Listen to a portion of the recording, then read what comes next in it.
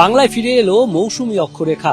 যে মৌসুমী অক্ষরেখা অন্ধ্রপ্রদেশের উপরে চলে গিয়েছিল, প্রায় ওড়িশা হয়ে সেটি আবার বাংলায় চলে এলো এবং বাংলার দীঘা দিয়ে এই মুহূর্তে মৌসুমী অক্ষরেখা পাস করছে এবং বঙ্গোপসাগরে গিয়ে পড়েছে।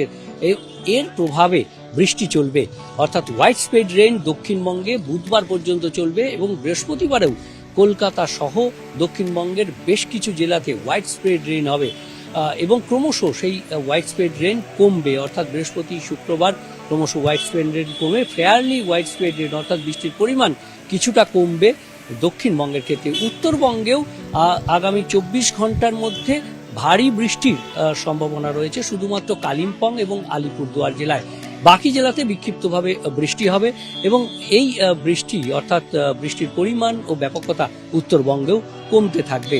উত্তরবঙ্গে মূলত ফেয়ারলি হোয়াইট স্প্রেড রেইন হবে উপরের দিকের 5 জেলা অর্থাৎ দার্জিলিং, কালিম্পং, আলিপুরদুয়ার, কোচবিহার এবং জলপাইগুড়ি। এই যে ওপরের দিকের 5 জেলা সেখানেই ফেয়ারলি হোয়াইট স্প্রেড রেইন হবে, কিন্তু নিচের দিকের জেলাতে বৃষ্টির বিক্ষিপ্তভাবে 2-1 পশলা বৃষ্টি হলেও বৃষ্টির পরিমাণ অনেকটাই কম থাকবে।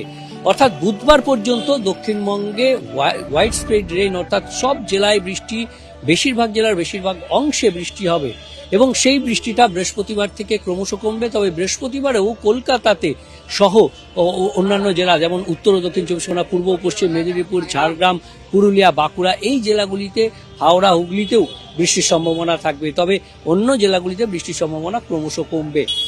অর্থাৎ এই যে বর্ষাকালে মৌসুমী অক্ষরেখা সক্রিয় থাকায় প্রতিদিনই বৃষ্টির সম্ভাবনা থাকছে দক্ষিণবঙ্গ এবং উত্তরবঙ্গের জেলাগুলিতে।